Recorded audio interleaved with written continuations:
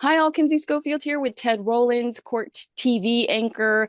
Um, as you're watching this, you might actually be able to turn on the TV and see him talking all about Diddy, talking all about the latest in true crime. Ted, you were off last week, living your best life, and so much happened. Are you a Garth Brooks fan? Yeah, I mean, like I'm not a old Garth Brooks fan, but I I enjoy a few of his songs. I That's got right. friends and that that kind of thing. Perfect. Actually, But yeah, and I that's was shocked. He's one of those guys that you do over time. Because of his marriage with Trisha Yearwood, and he just has that persona as like nice, harmless guy absolutely. I mean, until these last week. allegations were shocking to me, but so there's the initial shock of these, because there are a few details released, just the wild headlines. Then we get some of the details, and they are stomach turning. And in the last few days, he filed another. I don't know. I'm spacing on the word right now, but he filed something else. But in this filing, he actually reveals her name because she filed anonymously, and his the defense of them using her name in the last filing, they claim that someone from her team leaked that he was the anonymous superstar. And because they put his brand in jeopardy, their justification for leaking her name is that, well, you put my name out there, I'm going to put your name out there. It looks like they're playing dirty. When you look at previous ish, I mean, has there ever been something like this before? I know that Steven Tyler was accused of something similar. We saw accusations when it came to Michael Jackson. When somebody fights dirty like this, is it a sign of innocence and desperation, or is Well, it I a mean, you sign could of a really good attorney? look at Johnny Depp. Look at Johnny Depp, and he fought back. He went all the way back and ended up in court, and um, they were both face to face. Mm. There does seem to be because when everyone around somebody sort of gets it, like, oh, she came forward, but it's true, that you're not going to have support. So maybe in this case, he has full support of the people around him and the details of the case. It could be both, right? Could have done this stuff, and but nobody believes it, and nobody no so he might be getting that type of support, which is fueling the fire. We got to fight back because this is BS, right? That could be part of what we're seeing here. And we just don't know the truth. That's right. Can I be a little controversial though and say, when I look through the text messages, instinctually I feel like this could have potentially been a consensual affair, or a consensual, even if it's a consensual emotional affair, that turned sour. And I wonder if, I mean, because if you think about you just were talking about how he has this marriage, and I mean, combined, Garth Brooks and Trisha Yearwood are country royalty. They're like, I hate to use this example, but they are the Jay-Z and Beyonce of the country music world. I mean, maybe Keith Urban and Nicole Kidman could compare, but they are the absolute royalty when it comes to country music. So even an allegation, even a whisper, even a tabloid headline could devastate that dynasty. And it seems like that is what her team was counting on. He claims they approached him, asked for millions of dollars, and he denied them. And that is when they decided to pursue this. Do you think that other people might look at some of those text messages and interpret it the same way? I mean, who says I love you? It's very bizarre.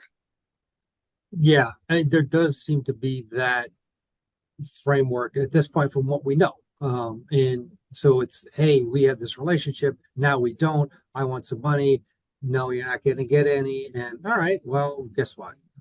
I That relationship was more devastating, towards me. Some of the things that you did, because even some of the things that she's claiming he did. If it was in a weird consensual relationship, it's just the guy does, okay, that's his thing.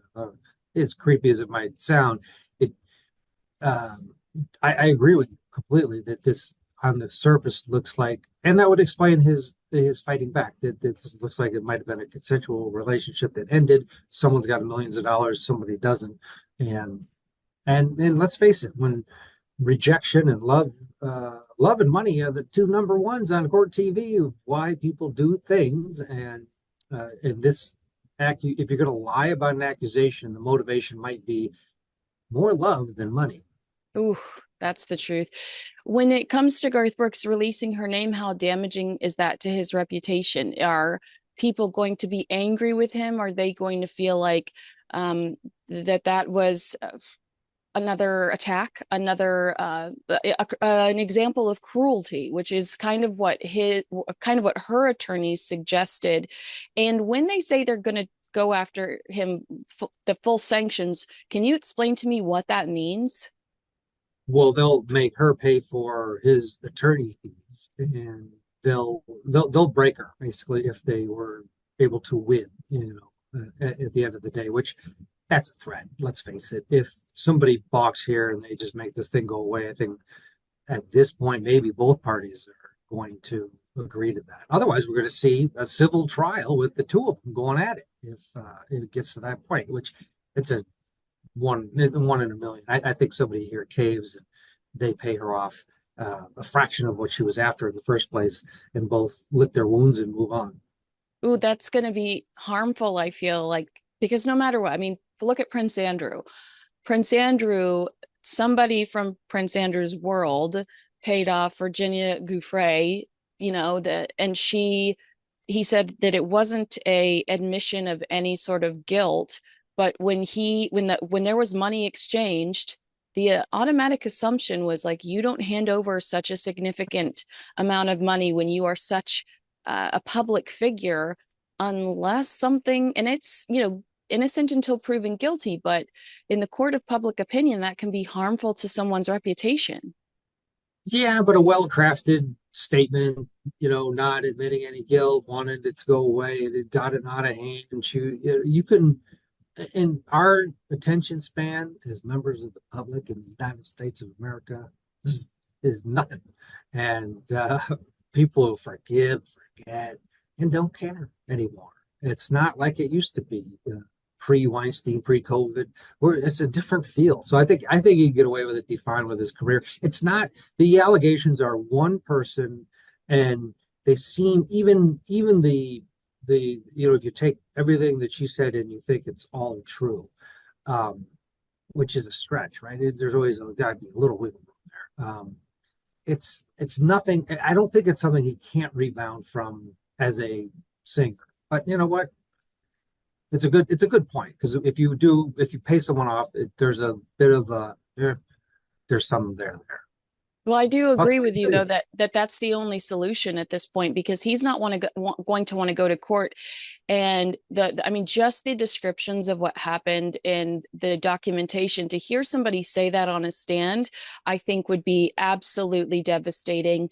And I haven't necessarily seen some of that, and I wouldn't repeat it here. It's so gross that I wouldn't repeat it here.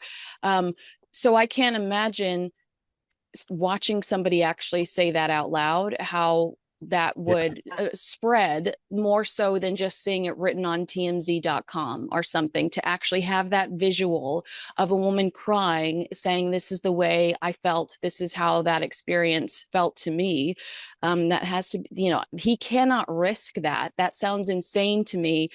That the only solution, you're right, is that they pay her off and they make this go away.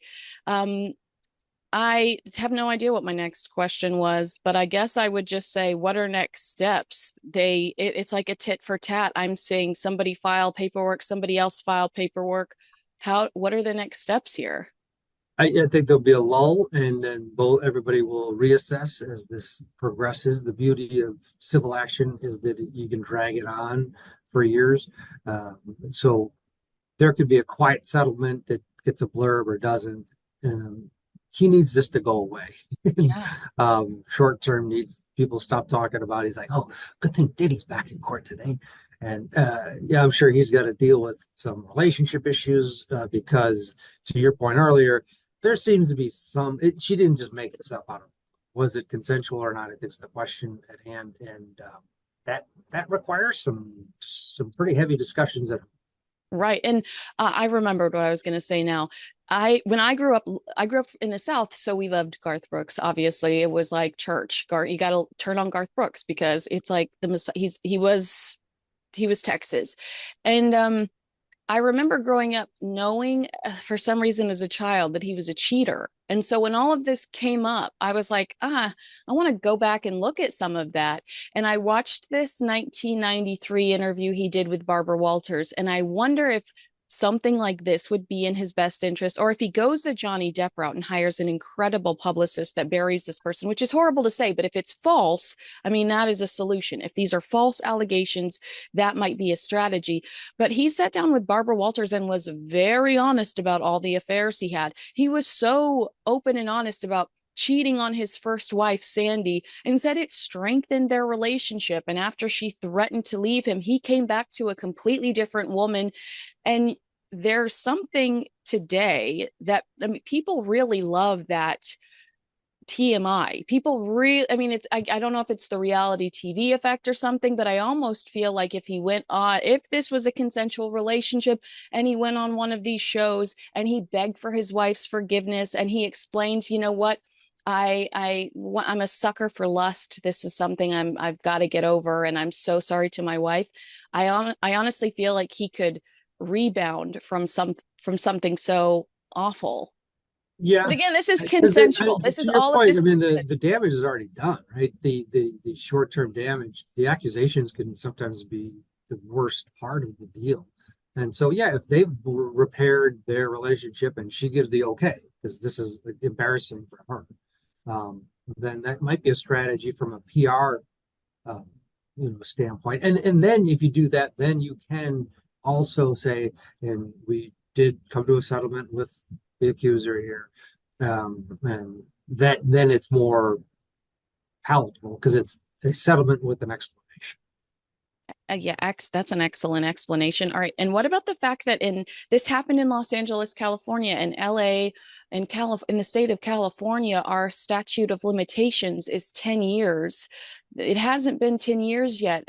As everyone I talked to at the LAPD says this is not currently being investigated. Does that harm her civil case that she didn't, this is not a current that the LAPD aren't investigating this as a legitimate crime so far as of yet. Yeah, and it goes back to I think the Garth Brooks defense. What they have articulated is that they came at them privately and said, "Hey, you if you want this to go away, we're going to file a lawsuit. We're going to go public. We're going to go public." Well, they forgot the step of going to the police and going and reporting this as an assault.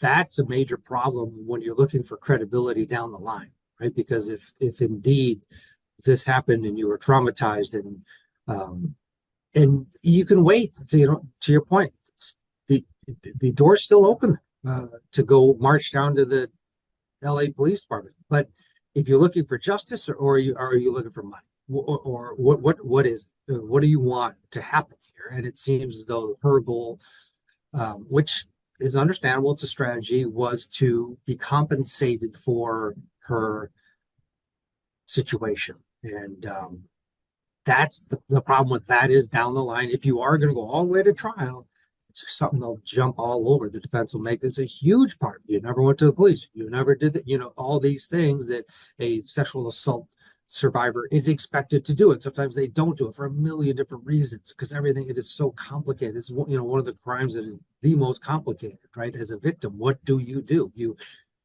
ignore it, hope it goes away.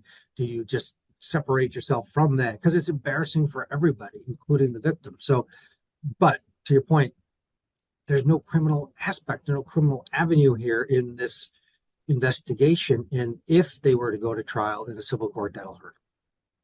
Let's talk for a little bit about Diddy. I know that he's in court right now. So we're not going to have all of the answers. I feel like it's safe to predict that he's not going to get bail. There have been stories of him retaliating against people that went off to date Cassie, or there are examples that investigators have of him being dangerous. I mean, there were machine guns in his home that had manipulated serial numbers or scratched out serial numbers. I think any judge is going to look at him and say, you know, are you a threat to some of these people that have testified in front of a grand jury? Are you a threat to potential witnesses? And I think a judge is going to say, I'm comfortable with you right where you are. We'll see if I'm right or wrong as this is going up after this update. But do you have a prediction as to what will happen? Well, I think you're right in the short term because the bail question has now been thrown into an appellate court because the judge, it was denied twice now at the circuit court level. At this level, today's a status here, and they're dealing with some other issues in terms Oh, of the is today where they're dealing with if they can hurry up and get this to court in April or May? Is that what today is about? yeah, and they may bring up also these motions filed accusing the government of leaking the CNN video, which was a killer for him from a public standpoint. So there's for him to be released on bail after two separate decisions have been made to keep him in would be extraordinary, I would think, given the seriousness of the charges and the idea that he was already engaging in potential witness tampering. If you give him the freedom to tamper away, I'd be shocked if he ends up winning that fight. Whether it's right or wrong, that's another decision, another argument. Because let's face it, he's not going anywhere. He's not a flight risk because of a million reasons.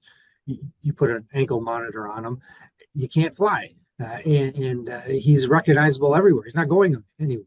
And as far as the witness tampering, there's other things they can do to make sure he's not doing that. But I just don't. I can't see the system saying, okay, you could be free since you asked a third time. Right. It's not very likely. And I mean, I just don't even think what's the process of trying to determine who leaked that video? Is that illegal? Do they care? I mean, Well, yeah, and it's to your point earlier today on Court TV opening statements with Julie Grant. It I think it is a bit of a sideshow, that part of it. Okay, who leaked it?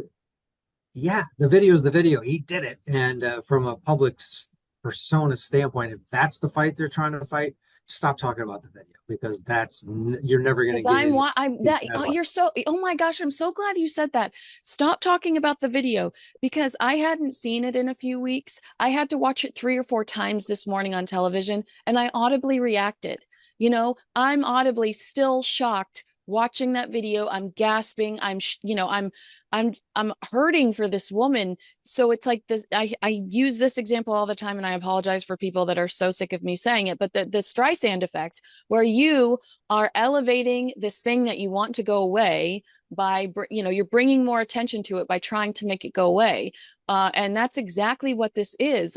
Does it matter? I wouldn't bring this up because now every half hour on the hour, we're seeing that video again, and it makes our stomach churn.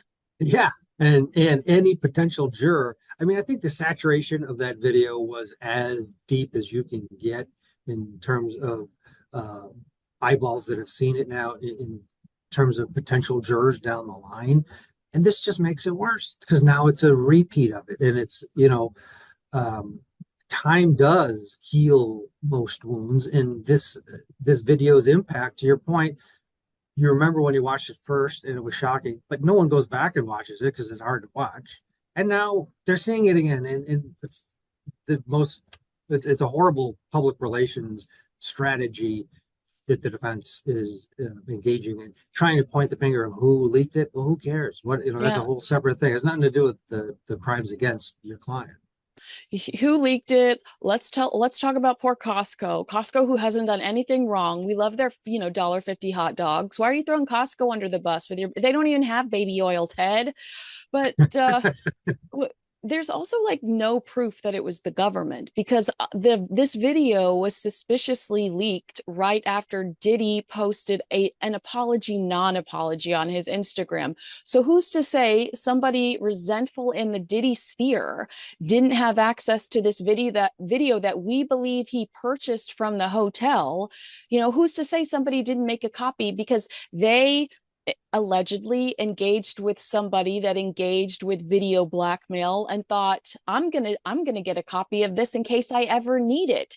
They might have been resentful watching his apology not apology on Instagram and thought, I've got a friend over at CNN in Atlanta and I'm going to hand this over to them because I'm going to shut him up. I want to humble him. I want people to know who he really is. So there's not even necessarily like a guaranteed proof that this is somebody in the government trying to ruin Diddy's reputation, like he hasn't already done that himself.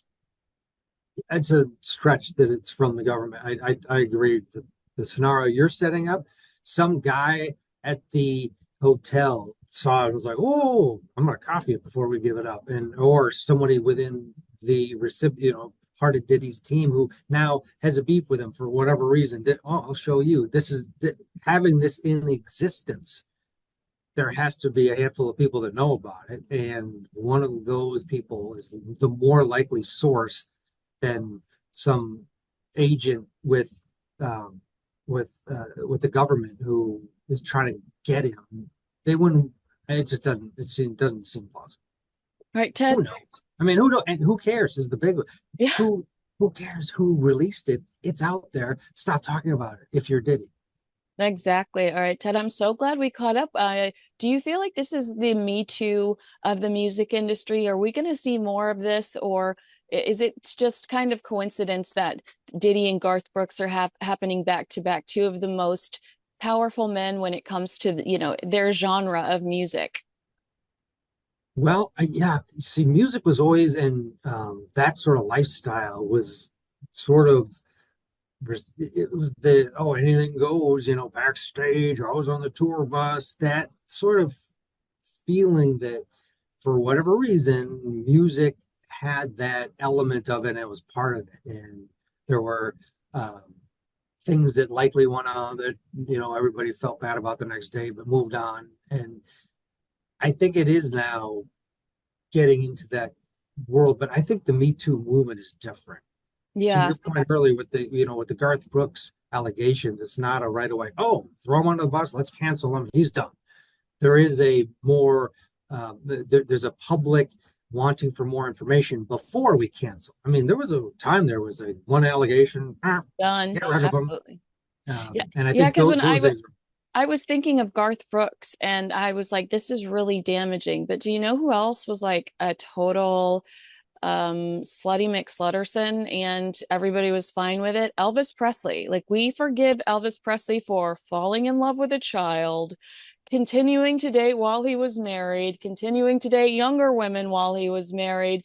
So you're absolutely right that there were just different rules or no rules when it came to the music industry. And that's why this is kind of shocking, because all of a sudden people are being held accountable. Yeah, it might be a new chapter in the Me Too movement, but again, it's a different version of Me Too, that's for sure. Ted, I hope you'll talk to me again next week, because this is my favorite time of the week. I can't wait either. All right, well, thanks for talking to me. If you agree with us, disagree with us, let us know in the comments below. Make sure you like, subscribe, and send to a friend. Thanks so much for watching.